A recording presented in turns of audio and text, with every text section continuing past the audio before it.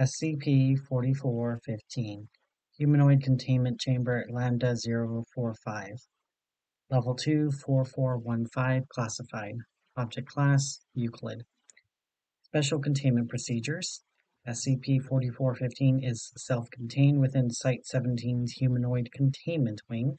To mitigate the potential loss of an anomalous humanoid during testing, SCP-4051 should be administered a Class S slow burn amnestic prior to each exploration of SCP-4415.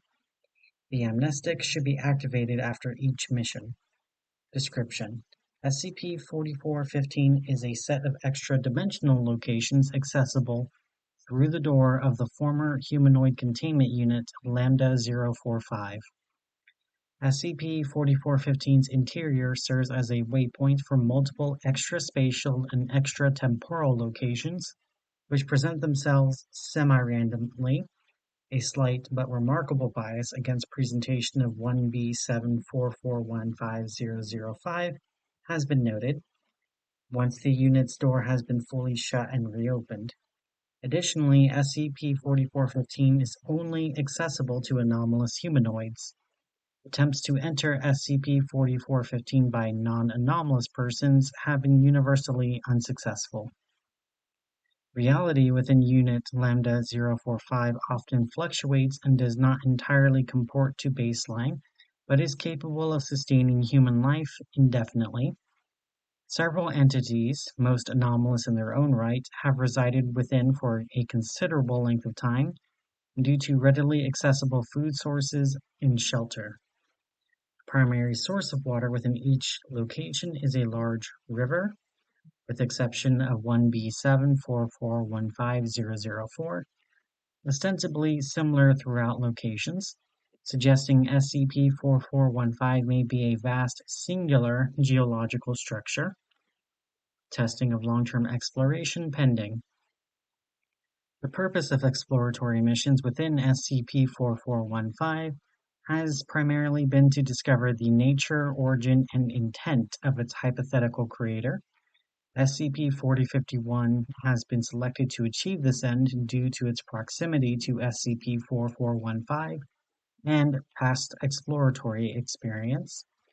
Extra-dimensional spaces encountered by SCP-4051 include 1B74415-001. Description: a dense forest of deciduous megaflora. An offshoot of the central river forms a small pond approximately 100 meters from Unit Lambda-45's door. Inhabitant: a female humanoid with notable scarring to the hands, torso, and scalp. Subject demonstrated an extreme aversion to human contact. 1B74415-002. Description: a flat geometric plane surrounded by free-floating digital polygons. A flow of polygons is visible some distance from Unit Lambda-45's door. Inhabitants: a younger male humanoid with ontokinetic capabilities. Subject seemed to have inconsistent physical form and half its face demanifested during attempted questioning. 1B74415-003. Description: a modest domicile overlooking an ocean cliff. Inhabitant: an elderly male humanoid with thaumaturgic and occult symbols inscribed onto its body. Subject possessed significant physical trauma from an unknown source. 1B74415-004. Description: location exists in a state of spatial flux, but generally possessed a purple hue. Inhabitant: an amorphous entity with metamorphic capabilities, often presenting as two female humanoid. Subjects possessed mild clairvoyance but could rarely communicate intelligibly. 1B74415-005. Description: a stone spire inside of which is an unoccupied and unremarkable library.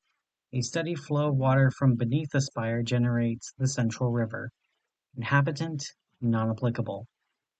Document 4415.1.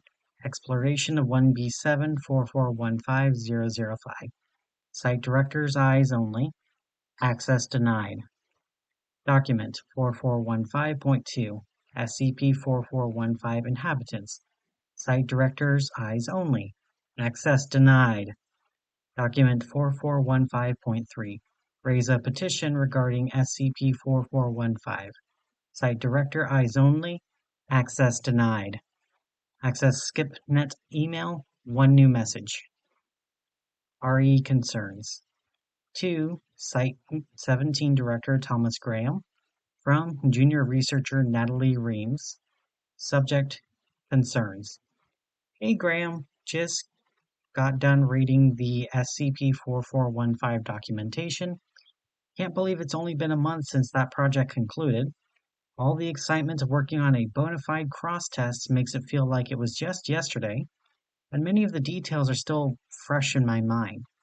That said, I had some questions about the items you restricted to Level 4 4415 clearance, given their pertinence to the SCP-4415 project as a whole. As we discovered together, the library within 1B7 4415005 was seemingly penned by SCP-4415's creator. However, this detail was omitted from the official documentations for reasons I find suspect.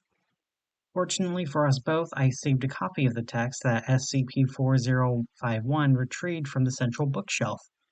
I've attached it below. The old man stopped coming to see me after a while. I think he was promoted to the council, which seems right. Hope he's doing well now. After he left, Graham started running the show. Mean motherfucker. He's lucky I was keeping myself in the cell so I didn't erase his power-tripping ass with the full weight of time and space. Sorry, shouldn't talk like that. The old man wouldn't like it. Solitary confinement's getting to me, I think. Honestly, if it weren't for my neighbors in the other units, I don't think I'd have lasted this long. The first one was a teenager. The grunts outside their door kept talking about plants, so I take it they could control them or some such. We talked through the walls sometimes about who they were and what they wanted, and I'd bend reality so the grunts couldn't hear us. They were a good kid. They were gone inside a month, though. Next was a boy and a computer. Couldn't talk to him as easy, 'cause all of the ones and zeros, but I got the gist. He was a lot like me, except way smarter. He lived in a little virtual world and knew all the ins and outs of his machine. Graham wanted him to help run this system they have set up here. I think they call it APAS, where they flood the site with medic agents and put amnestics in the ventilation to keep their personnel in line. Kind of fucked, but stones from glass houses, I guess. Thing is, it kept getting harder to interface with the kid. I'd try to talk at nights, and it'd be like certain parts of him just couldn't answer. It got to the point he'd just throw up an error message. Hardware inoperable, I think, and I couldn't get through to him. Third was an old man with a ton of tattoos. When you saw him, you got the sense that he'd been around the world and seen a lot. Graham must have wanted what was in his head, too, because he'd been escorted out of his cell every morning and returned in the evening with a few new injuries. Didn't get many chances to talk, even if he wanted to. He didn't come back one night. I'm pretty sure my last neighbor was actually two people. Not sure what their deal was, but the researchers tested a lot of psychic anomalies on them. Think one of the experiments messed their heads up a lot, and they were never the same after that. But before the accident, I could hear comfort one another every night. I could tell they really loved each other. I have a confession to make, though. Broke my promise to the old man. I left my cell last night.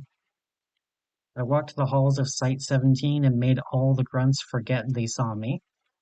I had a general idea of where I was going, slipping through walls and cement barriers as I traveled down into the facility's depths. There was this awful stench, and it grew as I descended. Floor 6 is where I found the source. Almost cried. 2 corpses, one young, one old, a computer terminal disassembled on the ground with a nasty crack through its screen, and it was a thing. A thing that used to be 2 people, and those were just the ones on top.